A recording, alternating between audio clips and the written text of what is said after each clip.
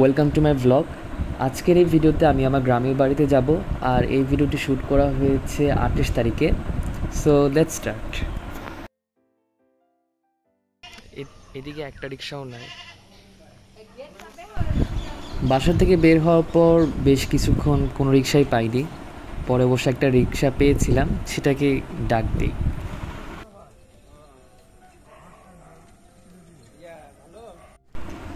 আমার কাছে দুটা ব্যাগ ছিল, একটা ব্যাগ আমি রিক্সায় রাখি আর আরেকটা ব্যাগ আমি আমার কাছেই রাখি।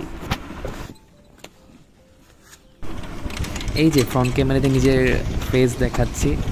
যেহেতু আমি লাইভ ব্লগ করি না, সেজন্য র্যান্ডমলি ক্লিপ শ্যুট করি, সেগুলাই এডিটে রাখার চেষ্টা করি। রাইট নাও আমি হাজারাঘাটে আছি। তারপর সেখান থেকে পুলিশ লাইন্সে যাই, সেখান থেকে আমতলা পার হয়ে হেলিপ্যাডের দিকে যাই, তারপর ওখান থেকে ডিস্ট্রিক্ট গেটে যাই।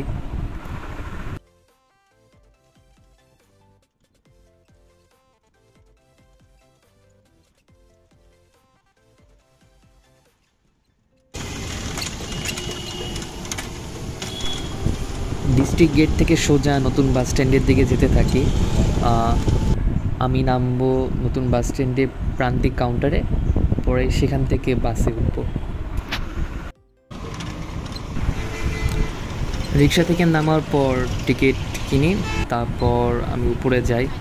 And as you can see আমার হাতে টিকিট আছে। সকাল 9টার দিকে আমি বাসে বসি, তারপর অপেক্ষা করছিলাম। আর ইউজুয়ালি আমি যখন বাস জার্নি করি তখন মোস্ট অফ দ্য টাইম আমি গান শুনি ইয়ারফোন দিয়ে। আমার কাছে খুবই ভালো লাগে। 9টার দিকে বাসে উঠলেও আমাকে প্রায় আধা ঘন্টার মতো অপেক্ষা করা লাগে, কারণ তখনও বাস ছাড়েনি। তারপর আধা ঘন্টা পর বাস ছাড়ে, অ্যান্ড বাস স্ট্যান্ডে প্রচুর জ্যাম ছিল। কিছুক্ষণ অপেক্ষা করার পর বাস রাবদা বাইপাসের দিকে যেতে থাকে। রাবদা বাইপাস পার হতে না হতেই জ্যাম বেজে যায়, যেটা এক্সপেক্টেড ছিল না। তো এখানেও কিছুক্ষণ ওয়েট করা লাগে, তারপর বাস আবারও আগের মতো যেতে থাকে।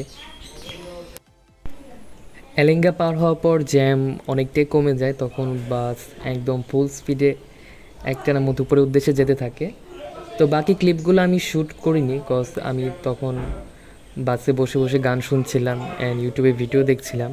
সো এক ফোন দিয়েই শ্যুট করছি, এক ফোন দিয়েই সব কিছু করছি, দ্যাটস ওগুলো আর করা হয়নি।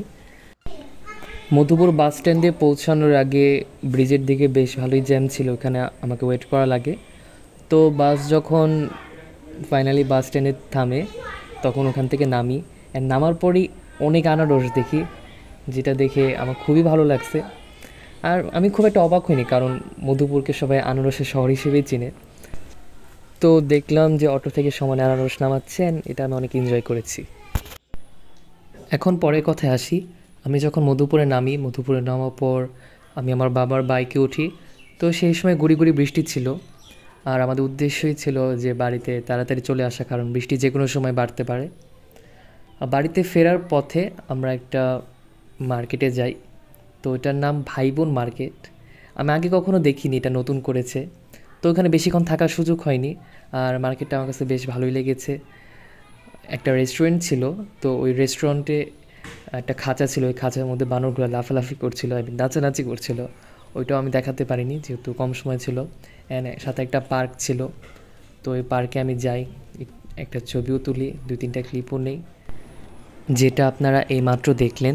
তো ওখান থেকে বের হওয়ার পরই বৃষ্টি আস্তে আস্তে অনেক বেড়ে যায়, ভালোই বৃষ্টি আসে। এই বৃষ্টির মধ্যে আমি লিটারেলি ভিডিও করছিলাম, আমার ফোনও ভিজে যাচ্ছিলো, ইভেন ক্যামেরাও ভিজে যাচ্ছিলো, তাও আমি জাস্ট ভিডিও করতেছিলাম। তো বেশি বৃষ্টি হওয়ার কারণে আমি আমার ব্যাগ থেকে ছাতা বের করি, আর বাবা আস্তে আস্তে বাইক চালাতে থাকে যাতে করে ছাতার কিছু না হয়।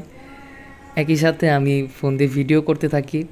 সো দুইটা কাজে একসাথে করছিলাম, এরকম করতে করতে অলমোস্ট আমি আমার গ্রামের কাছাকাছি চলে আসি। তো ওখানে আমি একটা ব্রিজ পার হই, তারপর আস্তে আস্তে গ্রামের উদ্দেশ্যে এগিয়ে যেতে থাকি।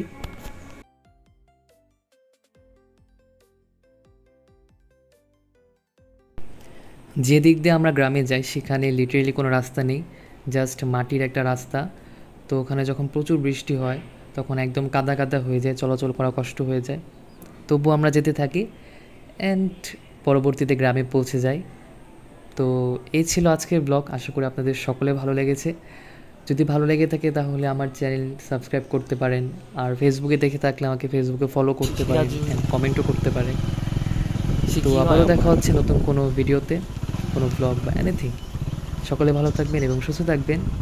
আসসালামু আলাইকুম অ্যান্ড ঈদ মোবারক।